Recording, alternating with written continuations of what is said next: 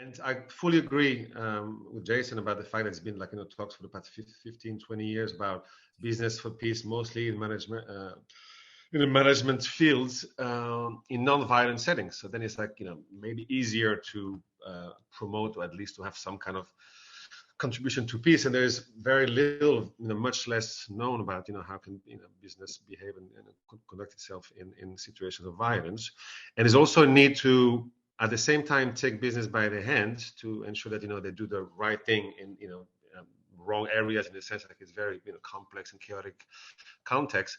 At the same time, I'm a bit dubious. I've been following the Congo a lot lately about especially the due diligence guidelines, and I can see that it's becoming a technocratic type of exercise with a lot of companies being involved in helping other companies, thinking that through technology they will be able to deal with, and navigate through the chaos of being involved in conflict areas. And then you end up with a tick the box exercise whereby an audit that is being done in a mining site in Congo, where someone just goes there and asks questions to the miners. Is it okay? There's no violence, there's no rapes, and there's no presence of armed groups. No. And then they just go, and a day later, the armed groups, comes back, and the violence, comes back. So this whole idea of a due diligence guidelines in complex areas, you cannot capture it in a document, in a framework, in a guideline. So I think, to me, the main point, especially doing business in the Congo, it's about ethics. It's about behavior, which is difficult to capture, which is difficult to, train on. But this is really useful. So I will talk just a little bit about Congo, in the sense that I've been going to Congo a lot lately, the past 20 years, but especially the past year or so, because I was involved in a project about erecting a conflict sensitivity hub together with International Alert, an NGO also involved in business for peace, and funded by FCDO, the British government.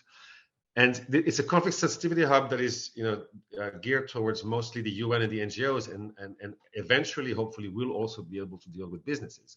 Because my experience thus far is that there are way too many UN agencies and way too many NGOs in the Congo, and what Congo really needs right now is sustainable, fair, open business. The topic of my the main point of my conversation right here, right now, is that's a lot of need for business, but of course not any business. You're talking about inclusive, fair, sustainable, open, transparent, and accountable business. We all know that these are nice words, but how do you translate these words into practice? What does it mean for businesses, and especially what does it mean in the context of Congo, which is different, the context from Myanmar, the context from Colombia. So it's time to define what they mean, all these beautiful words of being inclusive, fair, sustainable, open, transparent, and also put them into practice. Because of course, when I said business in Congo, the solution to the crisis, it isn't. But at least there won't be any sustainable solution to the crisis, conflict, chaos of Congo without a sustainable, fair economic development processes where private sector and business is needed. So of course, I admit that the correlation right now between business and peace in Congo is, to say the least, a bit dubious. Because without a doubt, there's more evidence of the correlation between business and conflicts than between business and peace in the particular context of Congo. But of course, the combination of bad governance, predatory state institutions, and of the extractive industry, the two being often related, is one of the reasons accounting for that phenomenon.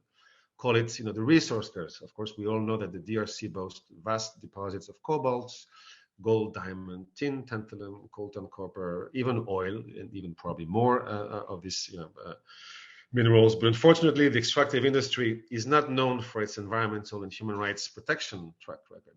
So most companies involved in the extractive sector in DRC are basically mostly interested in striking lucrative deals with the human rights violating governments, which benefits them much more than benefiting the communities that surround the mines. And the worst is, I've been going to Congo, as I said, the past 20 years regularly, and I've seen some decent companies trying to do a decent job, such as Banro and BHP Billiton. Not perfect at all, but at least with some kind of good intentions.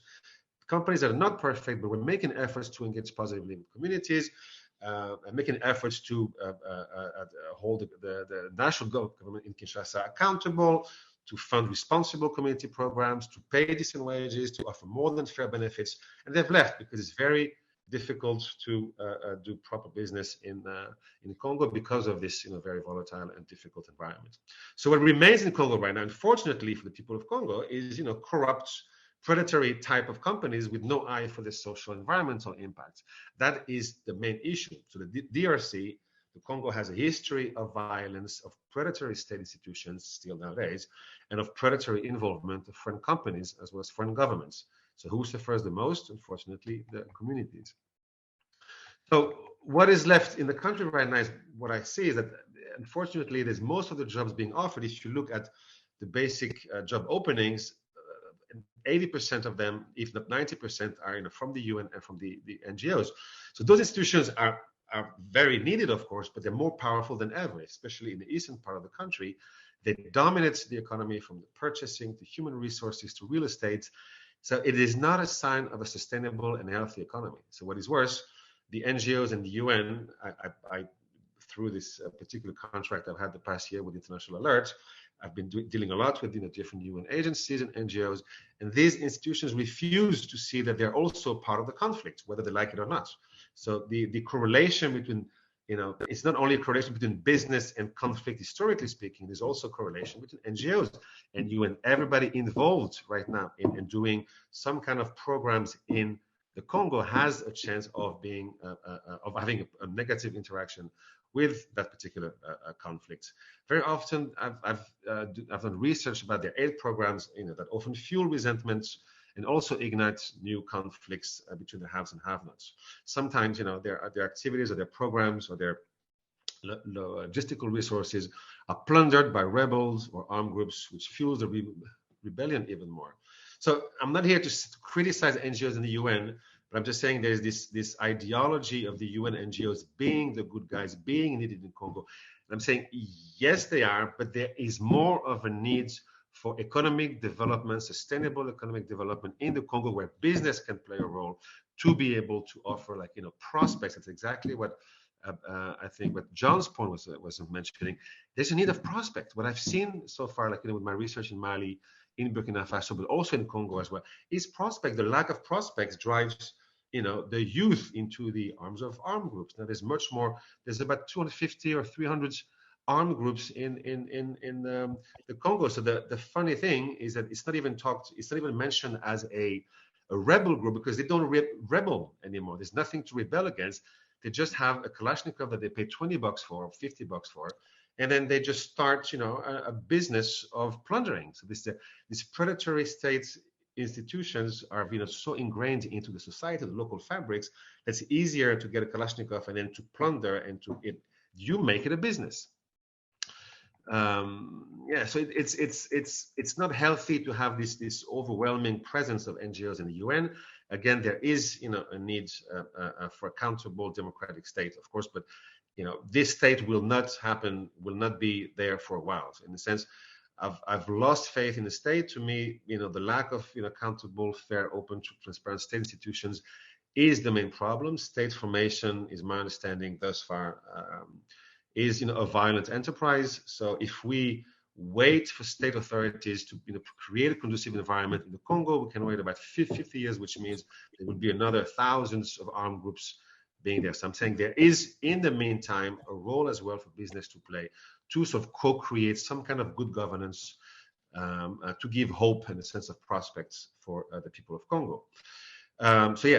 The main point being, the business does not have to wait for this government or this accountable, democratic, human rights protecting and promoting state to come, because it won't come for a very long time. So business can help foster it by supporting citizen action, but also by demanding accountable and fair institutions, by creating linkages with local companies in a supply chain. The conflict in Congo has a political and identity component. We all know that this, greed, grievance, identity needs sort of debate, but it is, the conflict in Congo is primarily political economy conflict about controlling economic flows. It's about greed, where illicit networks involving politicians, armed groups, local leaders, and crooked companies control, and the army control the economy. So in a country where Kalashnikovs, as I said, cost between $20 and $50, there are no formal jobs available. It's not a surprise the youth is tempted to join armed groups. There are more, as I said, more than 300 armed groups in the Kivus right now. You just need to buy Kalashnikov and pretend to be an armed group, and then you become a war entrepreneur. So again, I'm not making the point that business is the savior. I don't want to sound like NGOs are the saviors. There is a space for all these actors to play. I'm a strong believer in partnerships. I've done some research to my PhD on the role of partnerships in fragile areas, and especially in the case of the Congo. I'm just saying there is a need for business to provide opportunities, hope, and prospect for the youth who otherwise may be tempted by the appeal of quick gains. And of course, there's a need for accountable and legitimate state institutions, but we cannot, again, wait for it to happen. So we have to help create them.